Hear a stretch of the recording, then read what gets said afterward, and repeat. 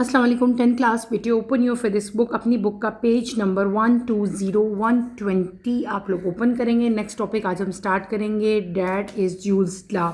Video को like करना बेटे आपने बिल्कुल नहीं भूलना। Let's start with today topic. पहले मैं इसकी रीडिंग करूँगी, देन इंशाल्लाह मैं आपको इसको एक्सप्लेन करूँगी। Joule's law. Heat produced by an electric current and the resistance of the conductor can be described by the Joule's law. According to this law, the heat energy produced in a resistance is equal to the product of square of the current, resistance and time. H is equals to I square R into T. H is equals to P into T. This is the relationship between electric power and the total heat energy, which shows that the total heat energy H is the product of power and time.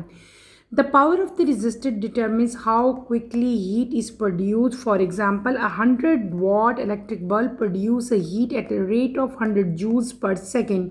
The total heat energy depends on how long the electric bulb operates. For instance, if that 100-watt electric bulb runs for 10 seconds, the total heat energy produced is H is equals to P into T.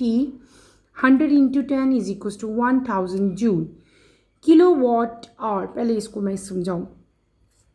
हमने जो अभी topic पे read out किया, that is Joule's law. ये एक law है, ठीक है, that is known as Joule's law. और इस लॉ के अकॉर्डिंगली बेटे हम क्या पढ़ेंगे, ये लॉ हमें क्या चीज़ एक्सप्लेन करता है। ये लॉ हमें एक्सप्लेन करता है हीटिंग को ड्यू टू इलेक्ट्रिक करंट, यानी कि ये हीटिंग को एक्सप्लेन करेगा। That is due to electric current, heat produce by electric current और किसी भी कंडक्टर के रेजिस्टेंस को, ठीक है। इस लॉ की फिर हम स्टेटमेंट देखेंगे। इसकी स्टेटमेंट क्या है कि एनर्जी जो हीट एनर्जी प्रोड्यूस होती है किसी भी रेजिस्टेंस में, वो इक्वल होती है किसके, product of the square of current, resistance and time.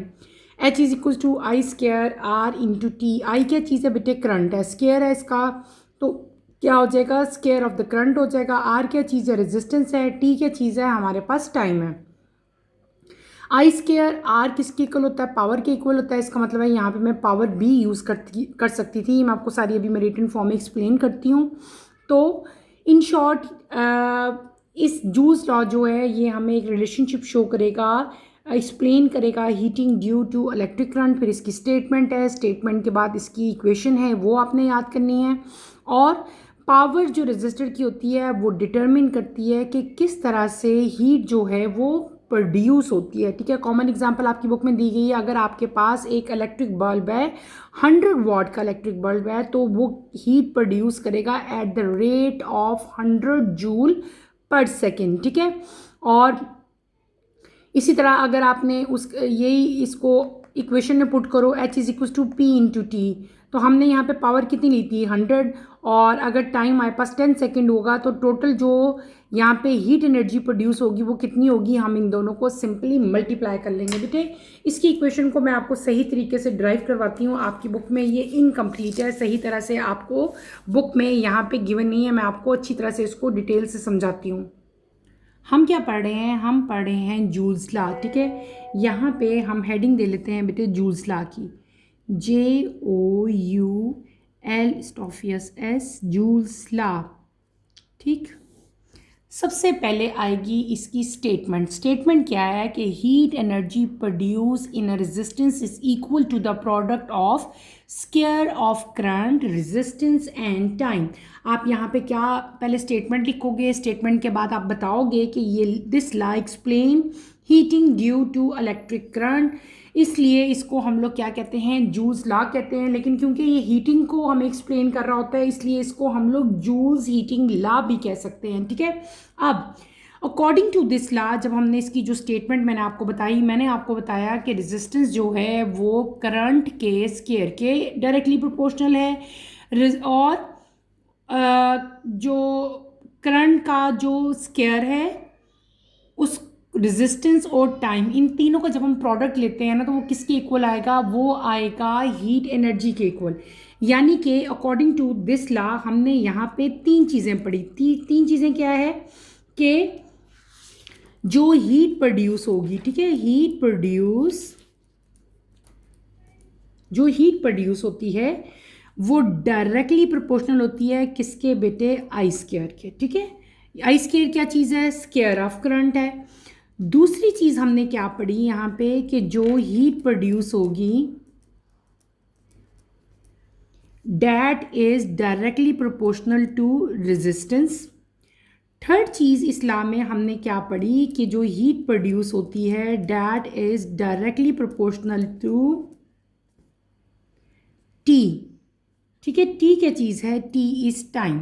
अब यहाँ पे तीन ये मेन पॉइंट्स हैं जो हमने इस लॉ में पढ़े हैं। अब हम क्या करेंगे, हम इन तीनों को कंबाइन कर देंगे।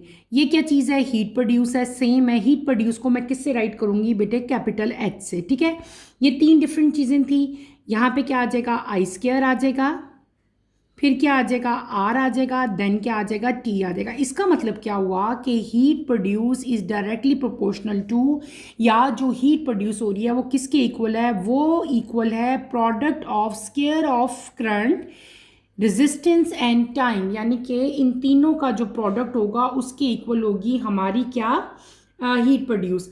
अब यहाँ पे ये तीन डिफरेंट तरह के मैंने सिंबल्स यूज़ किए हैं ना। एच का मतलब क्या है बेटे, H is heat produce in joule. ठीक है, क्या, हीट प्रोड्यूस इन जूल। आई क्या चीज़ है, करंट। करंट का यूनिट क्या होता है, एम्पेयर होता है। आर क्या चीज़ है, आर इज़ रेजिस्टेंस। रेजिस्टेंस का यूनिट क्या होता है, ओम होता है।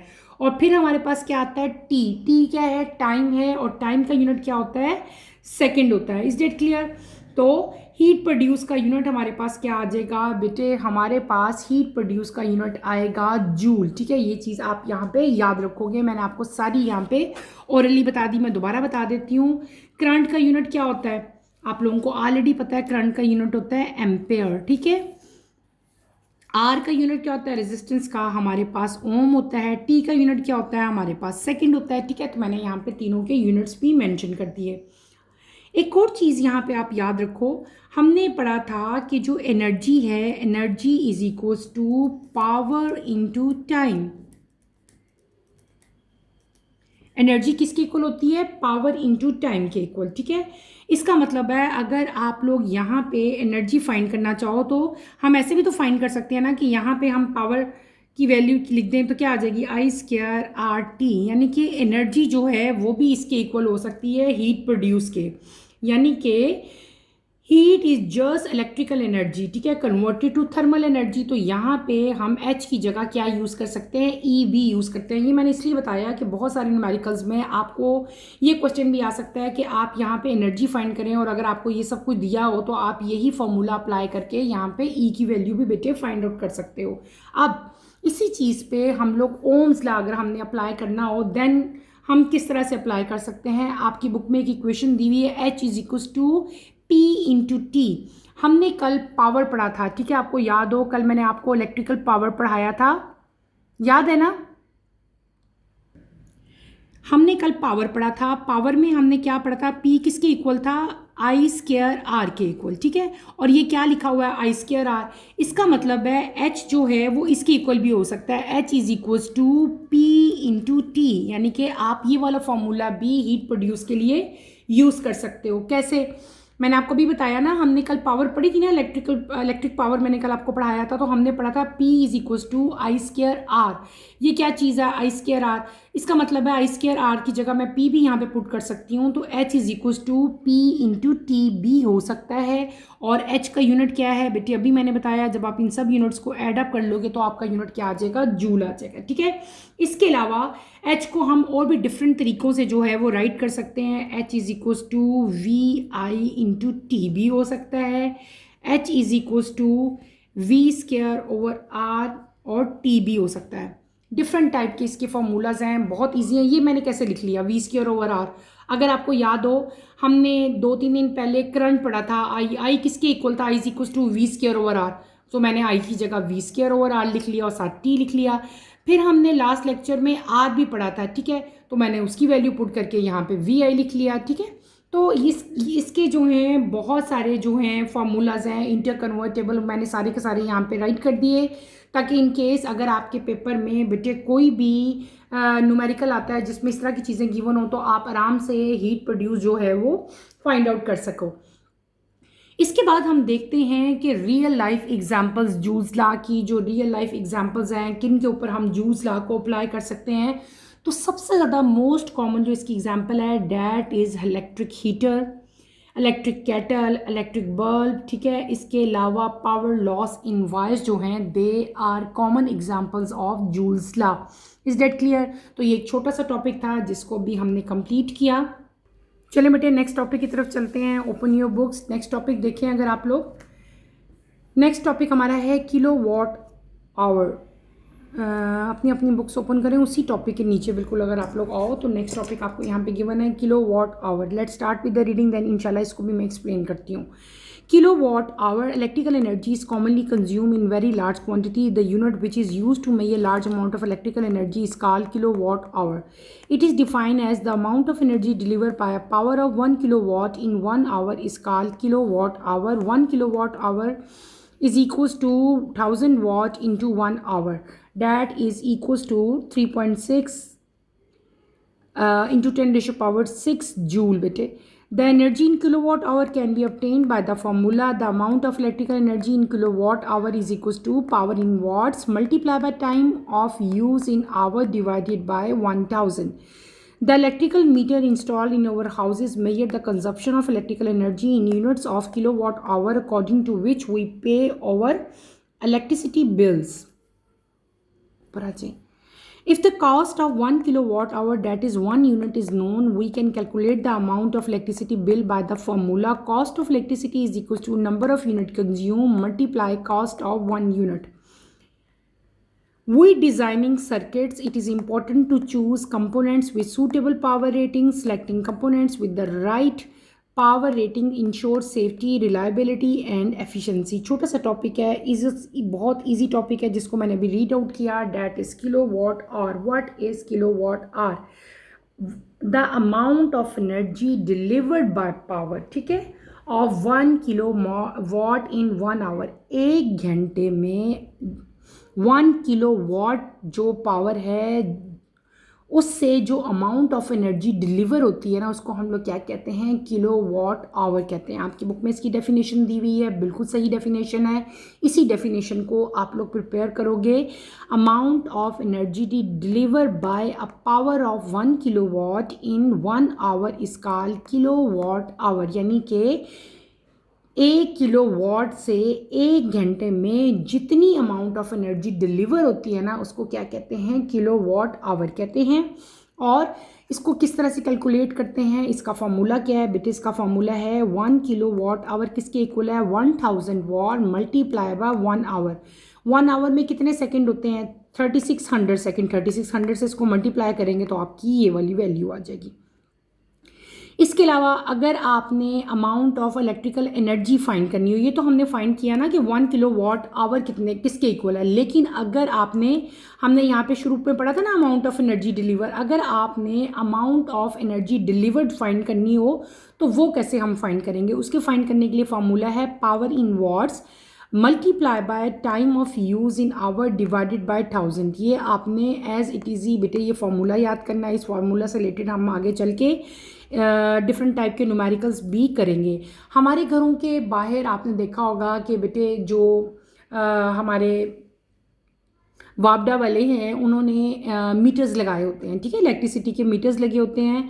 इलेक्ट्रिसिटी के मीटर जो हैं वो हमारे घरों में इंस्टॉल होते हैं और उनसे मेजरमेंट होती है कि हम लोग कितनी इलेक्ट्रिकल एनर्जी जो है वो कंज्यूम करते हैं और वो इलेक्ट्रिकल एनर्जी किस यूनिट में बेटे मेजर होगी? वो मेजर होगी इन किलो वॉट आवर में, ठीक है।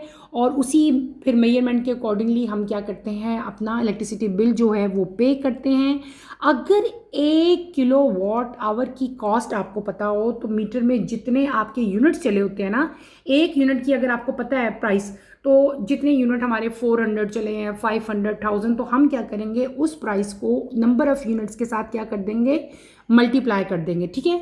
यहाँ पे फार्मूला आपको दिया हुआ है कि आपने अपनी कॉस्ट ऑफ इलेक्ट्रिसिटी जो होती है उसको किस तरह से आप लोग फाइंड आउट करते हो। तो उसका फार्मूला क्या है? Number of unit consume multiply by cost of 1 unit. यानी कि जितने यूनिट आपने यूज़ किए हैं उनको आपने मल्टीप्लाई कर देना है 1 यूनिट की प्राइस के साथ, ठीक है। इसको अंडरलाइन करो, जो नीचे फार्मूला दिया हुआ है इसको भी अंडरलाइन कर लो। तो नंबर ऑफ़ यूनिट कंज्यूम कैसे फाइंड करते हैं? Power in watts multiply by time of use in hour divided by 1000 multiply by cost of 1 units, ठीक है। और सर्किट जो हैं वो इस तरह से डिज़ाइन किए जाते हैं कि उससे जो है सूटेबल पावर रेटिंग जो है वो भी चूज़ कर सकें हम लोग। इसके अलावा वो इंश्योर करते हैं हमारी सेफ्टी को, हमारी रिलायबिलिटी को और हमारी एफिशिएंसी को। इसमें कोई ऐसी चीज़ नहीं है मुश्किल जिसको जो है वो मैं आपको कोई डेफिनेशन लिखवाऊँ या मैं कोई इसके बारे में आपको कुछ भी जो है वो राइट करवाऊँ। 2-3 डेफिनेशंस हैं, इसको आपने एज इट इज़ ही याद कर लेना है। एग्जाम्पल 16.4 है, calculate 1 month cost of using 100 watt ceiling fan for 10 hour daily in your room, assume the price of 1 unit is. आपको 1 यूनिट की प्राइस गिवन है, यहाँ पे पावर गिवन है आपको वॉट में, इसको किलोवाट में पहले हम कन्वर्ट करेंगे, और आपको टाइम गिवन है। टाइम आपको कितना दिया हुआ है? 10 आवर्स दिए हुए हैं, ठीक है, 10 आवर्स पर डे, ठीक है। और 1 मंथ बताया ना, 1 मंथ में कितने डेज होते हैं बेटे? 30 डेज। तो हम लोग नंबर ऑफ़ डेज कितने हो जाएंगे हमारे पास? 30 डेज। अब हमने क्या करना है? नंबर ऑफ़ यूनिट कंज्यूम, वही फार्मूला जो ऊपर हमारा लिखा हुआ है वही हम यहाँ पे यूज़ करेंगे। क्या? Power in watts time multiply by cost of 1 unit, ठीक है। Power multiply by time multiply by days. हमने इसको पहले ही कन्वर्ट कर लिया था किलोवाट में, इसलिए हमें यहाँ पे आपका बाद में हुआ है ना, हमने यहाँ पे पहले ही इस न्यूमेरिकल में जो है वो यूनिट चेंज कर लिया हुआ है।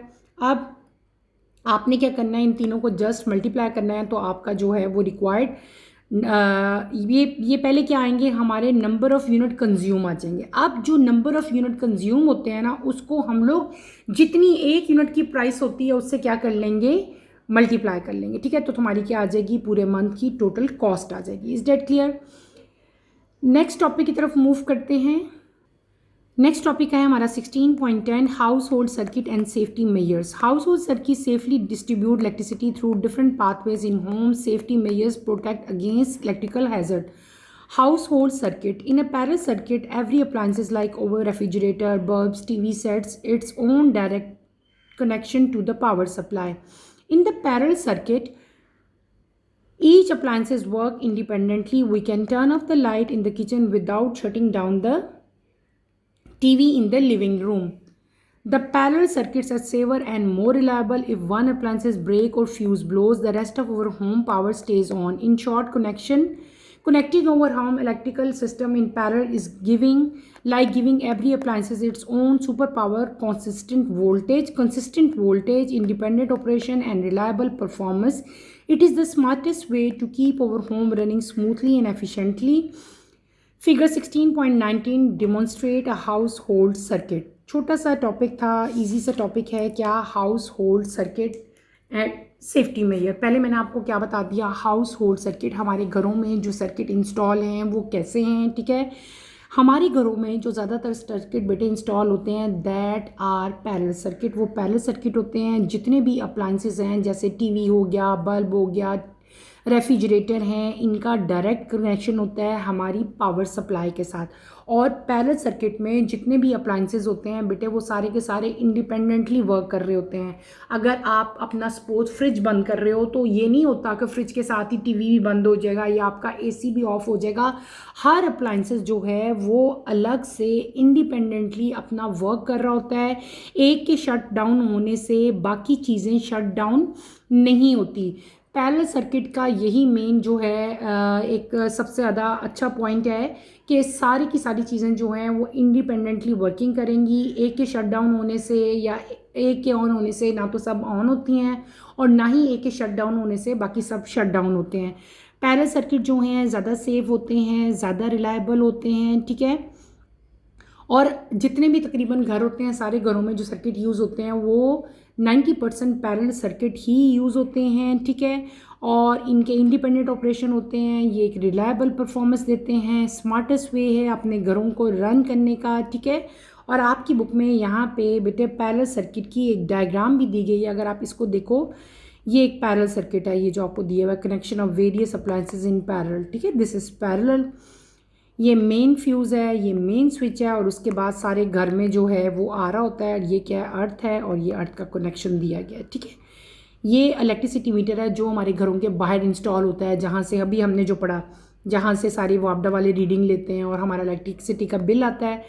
फिर यहाँ से दो बेटे वायर्स हमारे घरों में आती हैं, एक मेन फ्यूज़ है और एक मेन स्विच होता है, और यही मेन फ्यूज़ और मेन स्विच जो है फिर हम लोग अपने घरों में इन्हीं का पैरेलल कनेक्शन देते हैं, जिससे अलग अलग सारे अप्लायंसेस जो हैं वो स्विच ऑन होते हैं। ठीक है, नेक्स्ट पेज पे और पेज नंबर 122 पे नेक्स्ट टॉपिक हमारा है hazards of electricity and safety measures. Let's start with the reading, then इंशाल्लाह इसको भी साथ साथ में एक्सप्लेन करूँगी। बहुत ईजी टॉपिक है।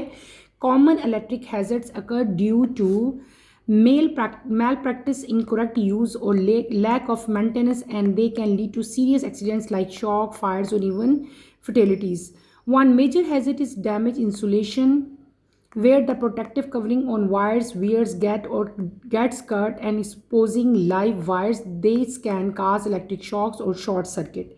Another danger is overheating cables, which happen when wires carry more current than they are designed for, causing them to heat up and potentially start a fire. Overloading is a common issue. Plugging too many devices into a single socket, extension lead, or power strip can draw excess current, overheating the circuit and causing fires. Fuse and trip switches, circuit breakers are essential safety devices to avoid these hazards. Fuse contain a thin wire that melts due to flow of high current. As a result, breaking of the circuit stops the flow of electricity. Different type of fuses are shown in figure 16.20. Trip switches, on the other hand, automatically cut off power when they detect a fault like an overload or short circuit. Both devices are connected to the live wire of the circuit, ensuring that the entire circuit is switched off safely in the case of problem. One of the most critical safety features in a circuit is the earth wire. If a fault occurs, such as a live wire touching a metal casing, बेटे ऊपर है बिल्कुल, the earth wire provide a low resistance path for the current to flow safely into the ground. This prevent the casing the casing from becoming live and trigger the fuse or trip switch to cut off the power. This is why the outer casing of an electrical appliances must be either non-conducting, double insulated, or earthed. Double insulated appliances like many power tools have casing made of plastic which cannot conduct electricity. Appliances with metal casing like washing machines are connected to the earth wire for safety. बहुत easy topic है जिसकी मैंने अभी reading की. हमें यहाँ पे hazard बताए हुए हैं इलेक्ट्रिसिटी के और किस तरह से उनसे बचा जा सकता है, सेफ्टी मेजर्स कौन से हैं, वो सारे यहाँ पे आपको वन बाय वन बताए गए हैं. ठीक है, कॉमन इलेक्ट्रिक हैजर्ड जो हैं वो यहाँ पे आपको मेंशन किए गए हैं. सबसे पहला क्या है, मैल प्रैक्टिस, यानी कि इलेक्ट्रिसिटी का गलत इस्तेमाल, इनकरेक्ट यूज़ या फिर लैक ऑफ मेंटेनेंस. हम लोग अपने घरों में अपनी वायर्स की, अपनी इलेक्ट्रिसिटी की मेंटेनेंस नहीं करवाते. बहुत सारे घरों में मैंने खुद देखा है कि कोई चीज़ ख़राब होती है ना अगर इलेक्ट्रिसिटी से रिलेटेड, तो लोग उससे गुजारा करते रहते हैं कि खैर है, काम चल रहा है, लाइट ऑन हो रही है या हमारे अप्लाइंसेस ऑन हो रहे हैं, कोई बात नहीं. हालांकि ये इंतहाई ख़तरनाक चीज़ है बेटे, और इसकी वजह से कोई सीरियस इंजरी, सीरियस एक्सीडेंट हो सकता है, जैसे कि इलेक्ट्रिक शॉक हो सकता है, फायर लग सकती है, और इवन इससे डेथ्स भी बेटे हो सकती हैं. मसलन अक्सर आपने देखा होगा कभी कभार वायर्स के अंदर से ना आपको थोड़ी थोड़ी सी ऐसी चिंगारियाँ सी नज़र आती हैं आग की, लेकिन अक्सर लोग हैं वो कोई स्पार्क्स नज़र आते हैं लाइट के, लेकिन लोग जो हैं वो कोई भी उसके बारे में कोई मतलब कुछ भी नहीं करते कि खैर है कुछ नहीं होता. वो एकदम क्या होगा कि एकदम वहाँ पे बेटे आउटब्रेक हो जाती है, फायर लग जाती है, आग लग जाती है, जिसकी वजह से डेथ्स भी लोगों की जो हैं वो हो जाती हैं. तो इलेक्ट्रिसिटी जो है बड़ी डेंजरस चीज़ है, आपने इसके साथ मैल प्रैक्टिस जो है वो नहीं करनी. एक और मेजर हैजर्ड यहाँ पे बताया गया, डैमेज इंसुलेशन. जो इंसुलेशन हुई होती है बेटे, अगर वो डैमेज है तो आपने फ़ौरन से पहले उसको ठीक करवाना है. प्रोटेक्टिव कवरिंग वायर्स के ऊपर करवानी है. जहाँ से भी वायर जो है वो ख़राब हो गई है, कट गई है, उसको जो है वो नई वायर आपने ठीक करनी है. ठीक है, या उसके ऊपर कोई इंसुलेशन आपने चढ़ानी है. ठीक है, ताकि उस वायर को आग ना लगे. स्पेशली बेटे घरों में अक्सर देखा गया है जब आप कपड़े वगैरह आपने प्रेस करते हो आयरन से, तो आपने देखा होगा कि अक्सर जो वायर होती है ना आयरन की, वो जगह जगह से वॉर्न आउट हो जाती है, ख़राब हो जाती है. अगर आप उसको रिपेयर नहीं करवाओगे और उसके ऊपर प्रोटेक्टिव कवरिंग नहीं करवाओगे तो उस वायर को आग भी लग सकती है. इसके अलावा एक और डेंजर जो है that is over heating cables. ठीक है, कभी कभार केबल जो हैं वो ओवर हीटेड हो जाती हैं, स्पेशली इन समर सीजन जब ऑलरेडी टेम्परेचर बहुत ज़्यादा होता है, तो उस केस में केबल्स जो हैं वो क्या हो जाती हैं, ओवर हीट हो जाती हैं। जब केबल्स ओवर हीट हो जाती हैं तो क्या हो जाता है, उनमें आग लग जाती है, यानी कि वो केबल्स इस काबिल नहीं होती कि उनके अंदर से वो वायर जो है वो इतना ज़्यादा करंट जो है वो कैरी कर सके। लेकिन हम लोग क्या करते हैं, उस केबल्स में ज़्यादा करंट जो है वो यूज़ करते हैं, ठीक है, जिसकी वजह से उन केबल्स को आग लग जाती है। ये बड़ी एक ना गलत प्रैक्टिस है हमारे घरों में। हम लोग जब भी कोई वायर लेके आते हैं या कोई भी इलेक्ट्रिसिटी से रिलेटेड काम कराते हैं ना, तो वायर्स के ऊपर हमेशा लिखा होता है कि ये कितनी वोल्टेज की वायर है, ये कितना वोल्ट कैरी कर सकती है, लेकिन हमने कभी ध्यान ही नहीं देते।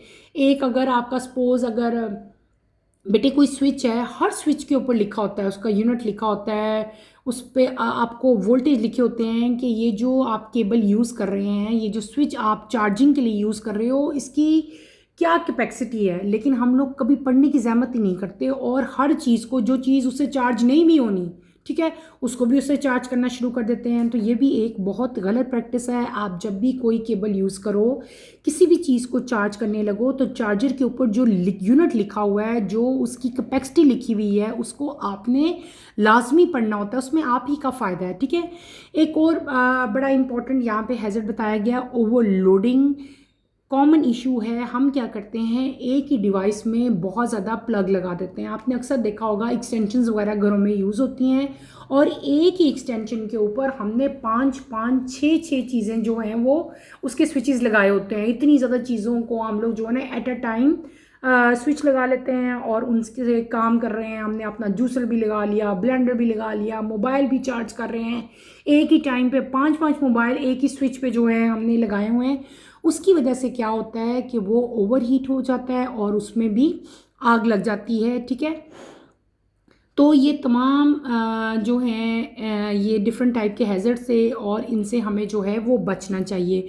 फ्यूज़ेस और ट्रिप स्विचेस जो हैं बेटे, ये असेंशियल सेफ्टी डिवाइसेस हैं, और इनको यूज़ करना चाहिए ताकि हम इन हैज़र्ड से बच सकें। फ्यूज़ेस के अंदर थिन फाइल्स लगी होती हैं, जो कि जब करंट हाई होता है ना तो वो मेल्ट हो जाती हैं। आपने अक्सर सुना होगा हमारे घरों में जो हैं वो डिफरेंट टाइप के सर्किट ब्रेकर्स लगे होते हैं, ठीक है।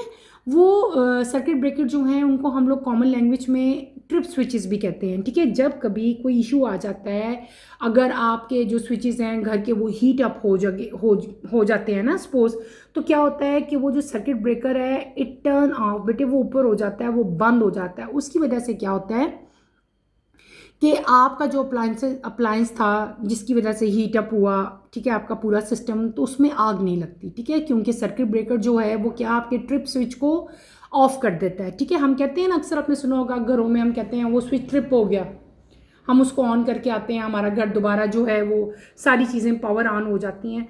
तो जो ट्रिप स्विचेस होते हैं और जो स्विच फ्यूजेस घर में लगे होते हैं, उनकी वजह से बेटे दे आर सेफ्टी डिवाइसेस, ठीक है, उनकी वजह से हम लोग बहुत सारे नुकसानात से जो है वो बच जाते हैं, ठीक है। फ्यूजेस के अंदर थिन वायर्स लगी होती हैं, जब करंट हाई हो जाता है तो वो वायर जो हैं वो मेल्ट हो जाती हैं। जब वो वायर्स मेल्ट होंगी तो सर्किट ब्रेकर जो हैं वो क्या हो जाते हैं, दे ट्रिप ऑफ, वो बंद हो जाते हैं, और इसकी वजह से आपके अप्लायंसेस जो हैं उनको आग नहीं लगती, वो महफूज रहते हैं, ठीक है। और इससे जो है ना तो शॉर्ट सर्किट होता है और ना ही जो है वो ओवरलोड होता है, ठीक है। और दोनों जो डिवाइसेस हैं, फ्यूजेस भी और जो ट्रिप स्विचेस हैं, ये हम लोग अपने घरों में यूज़ करते हैं। इसके अलावा हम लोग अपने घरों में जो है अर्थ वायर भी लगाई होती है, ठीक है। अर्थ वायर जो है वो भी हमें बहुत सारे डैमेजेस से जो है बेटे महफूज रखती है। आपकी बुक में यहाँ पे डायग्राम एक बनी हुई है, इसमें डिफरेंट टाइप के फ्यूजेस दिखाए हुए हैं। They are known as wired fuses, इनके साथ ही फ्यूजेस हैं डिफरेंट तरह के, इनके साथ वायर्स लगी होती हैं। दे आर ब्लेड फ्यूजेस, इनके साथ छोटे छोटे से ये वाले ब्लेड्स लगे होते हैं, ये नीचे इस तरह के। ये क्या है, सरफेस माउंट ओम्स रजिस्टर, ये डिले फ्यूजेस हैं। ये कार्ट्रिज फ्यूजेस हैं, ठीक है, इनके अंदर कार्ट्रिज होती है। ये पॉलीफ्यूज़ हैं, ये ब्लेड हैं, ये हाई करंट फ्यूज़ हैं, और ये हाई करंट फ्यूज़ है, ठीक है। और इसके अलावा एक और बड़ा कॉमन स्विच है, आई थिंक 90% लोगों के घरों में तो यही लगा होता है। मेरे भी अपने घर में यही वाला फ्यूज़ जो है बेटे लगा हुआ है। काफ़ी सारे यही फ्यूज़ लगे हुए हैं। This fuse is known as trip switch, ठीक है। जब कोई प्रॉब्लम होता है, कोई हैज़र्ड हो जाता है, कोई चीज़ हीट अप होती है, तो ये स्विच जो है इट ट्रिप ऑफ और आपके घर की पावर जो है वो क्या हो जाती है, ऑफ हो जाती है। क्लियर क्लियर बेटे, समझ आ गई। मैं दोबारा से मेन पॉइंट्स एक दफ़ा से रिपीट कर देती हूँ और आपको ताकि अच्छी तरह क्लियर समझ आ जाए, ठीक है। हमने यहाँ पे क्या चीज़ें पढ़ी, हमने दो चीज़ें पढ़ी। एक हमने पढ़ा ट्रिप स्विच और एक हमने क्या पढ़ा, फ्यूज़ पढ़ा। इसको और से सुनो, ठीक है। मैं इजी वर्डिंग्स में आपको बताने की कोशिश करती हूँ। बोथ आर सेफ्टी डिवाइसेस, दोनों के दोनों फ्यूजेस भी और ट्रिप स्विचेस भी जो हैं they are safety devices which are use to protect circuit from over current, जो कि सर्किट के को बेटे महफूज रखते हैं, प्रोटेक्ट करते हैं किससे, फ्रॉम ओवर करंट से, ठीक है।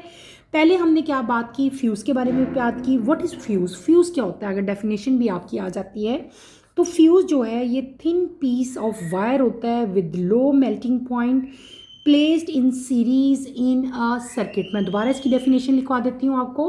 What is fuse, fuse is a thin piece of wire with low melting point placed in series in a circuit, ठीक है। और इसी तरह हमारा जो सर्किट ब्रेकर है या जो ट्रिप स्विच है वो क्या है, दे आर इलेक्ट्रोमैग्नेटिक और thermal switch that automatically trips of, ठीक है ना। अभी मैंने आपको समझाया भी था, उसकी डायग्राम भी दिखाई थी। यहाँ पे आए तो ये क्या थे, ऊपर ये फ्यूजेस थे और ये क्या था, ये ट्रिप स्विच था। तो ट्रिप स्विच क्या होता है बेटे, ये इलेक्ट्रोमैग्नेटिक या फिर थर्मल स्विच होता है जो कि ऑटोमेटिकली ट्रिप ऑफ कर जाता है, ठीक है। और ये सारे फ्यूजेस बने हुए थे। फ्यूजेस क्या था, ये एक बारीक थिन जो है वायर होती है जिसका मेल्टिंग पॉइंट भी लो होता है और इसको हम सर्किट के अंदर सीरीज में जो है बेटे वो प्लेस करते हैं और दोनों के दोनों जो हैं ये एक सेफ्टी के लिए जो है हम लोग यूज़ करते हैं, ठीक है। क्लियर है। और दोनों में हमने क्या पढ़ लिया था, फ्यूज़ जो है वो क्या होता है, मेल्ट करता है जब आपका सर्किट ब्रेक करता है। और जो ट्रिप स्विच है वो क्या हो जाता था बेटे, it flip off to break circuit, यानी कि वो ट्रिप कट जाता था और सर्किट आपका जो है वो क्या हो जाता था, ब्रेक हो जाता था। क्लियर हो गया, समझ आ गई इस चीज़ की। उसके बाद हमने क्या पढ़ा, मैंने आपको अर्थ के बारे में बताया, सारा वही चीज़ यहाँ पे हम लोग पढ़ रहे हैं कि जब आप फ्यूज़ है तो उसमें क्या होना है, जो ट्रिप स्विच है उसमें क्या होना है, वो भी मैंने आपको सारे के सारे यहाँ पे क्लियरली जो हैं वो बता दिए। इसके बाद हमारा यहाँ पे लास्ट टॉपिक एक है, उसको भी हम एक दफ़ा रीड आउट कर लेते हैं। छोटा सा इजी सा टॉपिक है। A typical main circuit consist of 3 wires. एक टिपिकल मेन सर्किट जो है it consist of 3 wires. The live wire, line wire which carries the current from the power supply, the neutral wire which complete the current circuit, and the earth wire which provide a safety path for fault current. Despite these safety measures, electric short can still occur and they can be extremely dangerous. When electricity passes through the human body, it can cause burn at the entry and exit point. More serious, it can disturb the body electrical signal, leading to cardiorespiratory failure where the heart and lungs stop working or seizures. That is why proper safety measures like fuses, circuit breakers, earthing are so important, which help to prevent accidents and protect life. The symbol of various electrical components are shown in figure 16.23. अभी जो topic बेटे मैंने read out किया, that is a typical main circuit consist of 3 wires. एक typical main circuit के अंदर बेटे 3 wires होती हैं, ठीक है। कौन कौन सी 3 वायर्स होती हैं, अगर आप यहाँ पे देखो आपकी बुक में एक डायग्राम दी हुई है। This is main circuit wire, ये मेन सर्किट वायर है। Main circuit wire consist of 3 wire. एक वायर को हम लोग क्या कहते हैं, न्यूट्रल कहते हैं, ये जो ब्लू कलर में आपको नज़र आ रही है। एक ये ग्रीन कलर में नज़र आ रही है, दिस इज़ अर्थ। और ये जो आपको रेड कलर में नज़र आ रही है, दिस इज़ लाइफ। यानी कि एक मेन सर्किट की जो वायर है इट कंसिस्ट ऑफ 3 वायर्स। ये यहाँ पे बनी हुई है, ठीक है। और लाइव वायर को हम लोग जो है लाइन वायर भी कहते हैं। क्या कहते हैं, लाइन वायर भी कहते हैं। और ये करंट क्या करती है, ये बेटे ये जो वायर है ये बाहर से मेन पावर सप्लाई लेके आ रही है, ठीक है। और फिर उसी पावर सप्लाई से सारी हमारे घर को इलेक्ट्रिसिटी जो है वो प्रोवाइड होती है, ठीक है। इसके अंदर न्यूट्रल वायर होती है जो कि सर्किट को कंप्लीट करती है। इसके अंदर अर्थ वायर होती है, अभी मैंने आपको दिखाई भी, जो कि सेफ्टी पाथ जो है वो हमें प्रोवाइड करती है, ठीक है। उससे हमें जो है हम इलेक्ट्रिक शॉक से बच जाते हैं। और ये जो अर्थ वायर होती है बेटे, ये बहुत ज़्यादा इम्पॉर्टेंट होती है, ठीक है। अगर ये ना हो, ये सेफ्टी मेजर्स ना हो, तो हमें जो है वो, आपको हमने अक्सर सुना है ना कि करंट पड़ जाता है, लोगों को करंट लगता है, लोगों की डेथ्स हो जाती हैं। लेकिन अगर हम लोग ये अर्थ वायर यूज़ करेंगे, सेफ्टी मेजर्स यूज़ करेंगे, तो इलेक्ट्रिसिटी जो है वो, उससे हम लोग बच सकते हैं। और जब इलेक्ट्रिसिटी बेटे किसी भी ह्यूमन बॉडी के अंदर पास होती है, तो वो क्या करती है, वो एंट्री पॉइंट और एग्जिट पॉइंट में क्या कर देती है, आपको बर्न कर देती है, ठीक है, बॉडी को डिस्टर्ब कर देती है, जिसकी वजह से कार्डियोवैस्कुलर रिस्पायरेटरी फेल हो जाते हैं, कार्डियो रिस्पायरेटरी फेलियर हो जाते हैं, ठीक है। आपका हार्ट और आपके लंग जो हैं वो काम करना बंद कर देते हैं, और आपकी इवन अगर आपको फ़ौरन से पहले फर्स्ट एड ना मिले तो आपकी डेथ भी हो सकती है। हमेशा जब भी आप इलेक्ट्रिसिटी यूज़ करें, आपने कोशिश करनी है कि आप सेफ्टी मेजर्स लें, ठीक है। अगर आप सेफ्टी मेजर्स लोगे तो आप एक्सीडेंट्स को प्रिवेंट कर सकते हो, अपनी लाइफ को जो है वो प्रोटेक्ट कर सकते हो, महफूज रख सकते हो। आपकी बुक में यहाँ पे बहुत सारे इलेक्ट्रिकल कंपोनेंट्स के सिंबल बने हुए हैं, इनको भी एक दफ़ा देख लेते हैं हम। देखो, इनको आपने गौर से देख लेना है, ठीक है। अगर इन केस MCQ आपके आ सकता है कि कोई सिंबल बना और आपसे 2-3 उसके जो हैं वो ऑप्शन पूछे हों कि ये किसका सिंबल है, तो आपको पता होना चाहिए this is open switch, thermistor, ये LDR का स्विच है, और जब ये बंद हो तो ये खुला होगा तो close switch, this is open and this is close. ये किसका है, सेल का। ये तो बार बार हमने बैटरी ड्रॉ की थी। इस तरह होगा तो सेल होगा, डबल होगा तो बैटरी होगा। दिस इज़ फ्यूज़, ये लैम्प, ये वोल्ट मीटर, A होगा तो ammeter. This is ground, earth, diode, ये रजिस्टर है, ये भी मैंने बहुत दफ़ा ड्रॉ किया बहुत सारी डायग्राम में। ये बजर है, और ये क्या है, इंडक्टर है। इज़ डेट क्लियर, समझ आ गई।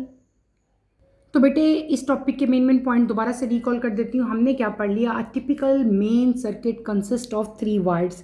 हमारे घरों में जो वायरिंग हुई होती है, यानी कि जो हाउस वायरिंग है, जो मेन सप्लाई हमारे घरों में आ रही होती है, हम इट हैज़ 3 वायर्स। आपने याद रखना है उसमें कौन कौन सी है। एक है लाइव वायर, जो कि या तो रेड कलर की होगी या ब्राउन कलर की होगी, आप खुद भी कभी ऑब्जर्व कर सकते हो, देख सकते हो। दूसरी वायर कौन सी होती है, उसको हम लोग कहते हैं न्यूट्रल वायर, या तो वो ब्लू कलर की होगी या फिर वो ब्लैक कलर की होगी। और तीसरी वायर कौन सी होती है, अर्थ वायर, या तो वो येलो कलर की होती है या फिर वो ग्रीन कलर की होती है, ठीक है। अब सबसे पहले जो मैंने जिक्र किया लाइफ वायर का, जो कि ब्राउन या रेड कलर में होती है बेटे, उसका मेन फंक्शन क्या होता है कि वो करंट को कैरी करती है from power station to appliances, हमारे अप्लाइंसेस तक, ठीक है, इलेक्ट्रिसिटी लेके आती है। दूसरी वायर का कि मैंने क्या नाम लिया, मैंने दूसरी वायर का नाम लिया था न्यूट्रल वायर। यहाँ पे आपकी बुक में भी लिखी हुई है न्यूट्रल वायर, अंडरलाइन कर लो। इसमें बहुत सारी बातें नहीं हैं जो मैं आपको बता रही हूँ। न्यूट्रल वायर के बारे में मैंने आपको क्या बताया था, या तो ये ब्लू कलर की होगी या फिर ये ब्लैक कलर की होगी। इसका मेन काम क्या होता है, it carries current back to power station to complete circuit. Circuit को कंप्लीट करने के लिए ये करंट को बैक लेके जाती है टू पावर स्टेशंस। तीसरी वायर का क्या नाम मैंने दिया था, that is known as earth wire. आपकी बुक में इसको भी अंडरलाइन करो। अर्थ वायर का कलर क्या होता है, या तो ग्रीन होगा या फिर येलो होगा। और इस वायर का फंक्शन क्या है, सेफ्टी वायर है, और it carry fault current to ground. अगर करंट में कोई फॉल्ट आ जाता है तो ये फॉल्ट करंट को कहाँ ले जाती है, ग्राउंड में, अर्थ में, ज़मीन में ले जाती है, ठीक है। अब गौर करो अगर मेरी बातों पे, तो मैंने आपको तीनों वायर्स के नाम बताए, तीनों वायर्स के कलर्स भी बता दिए, और तीनों वायर्स के फंक्शन भी बता दिए, ठीक है। अगर आप लोग गौर से सुन रहे होगे ना मेरी बात, तो आपने यहाँ पे फंक्शंस नोट कर लिए होंगे, ठीक है। अब अगर आपके पेपर में या आपकी एक्सरसाइज में क्वेश्चन आता है इनका फंक्शन, तो वहाँ पे आपने ये नहीं कहना हमें तो आता ही नहीं था, मैंने आपको भी बताया बेटे। और इन द एंड हमने क्या पढ़ा कि अगर हमारे पास अर्थ वायर ना हो, ठीक है, अर्थ वायर, ये तीनों वायर्स बहुत ज़रूरी हैं। अगर अर्थ वायर नहीं होती तो वो भी लिखा हुआ है कि आपको क्या इंजरी होगी, आपके साथ क्या होगा। अगर बेटे विदाउट अर्थ आप अपने फ्रिज को टच कर लेते हो तो क्या होता है कि current goes through you, current आपके अंदर से गुजर जाएगा, ठीक है, और आपको इलेक्ट्रिक शॉक लगेगा। और अगर अर्थ होगी, अर्थ वाली वायर अगर होगी, तो करंट जो है it goes life earth wire में से गुजरेगा और आपको कोई भी शॉक जो है वो नहीं पहुंचेगा। तो दैट्स वाई अर्थ जो है वो बहुत ज़्यादा नेसेसरी है, ज़रूरी है, ठीक है। इसके साथ ही बेटे हमारा ये चैप्टर भी कंप्लीट हो जाता है। पूरा चैप्टर मैंने आपको काफ़ी डिटेल से पढ़ाया, डिफरेंट टाइप की यहाँ पे डेफिनेशंस, डायग्राम्स मैंने आपको यहाँ पे राइट करवाई। बहुत इंपॉर्टेंट चैप्टर था। इस पूरे चैप्टर को आपने अच्छी तरह से स्टडी करना है। इस चैप्टर में कोई प्रॉब्लम होती है, कोई कन्फ्यूजन होती है तो feel free to ask any question, ठीक है। इसके साथ ही बेटे आज का टॉपिक मैं ख़त्म करूँगी। कमिंग लेक्चर की नोटिफिकेशन के लिए आप चैनल को शेयर करो, लाइक करो, सब्सक्राइब करो और मुझे यहीं पे इजाज़त दो। इंशाल्लाह नेक्स्ट लेक्चर में आपसे दोबारा मुलाकात होगी। टिल देन अल्लाह हाफ़िज़। 10th क्लास, अपना ख्याल रखिएगा और दुआओं में मुझे याद रखिएगा और वीडियो को लाइक करना बिल्कुल नहीं भूलना। अल्लाह हाफ़िज़।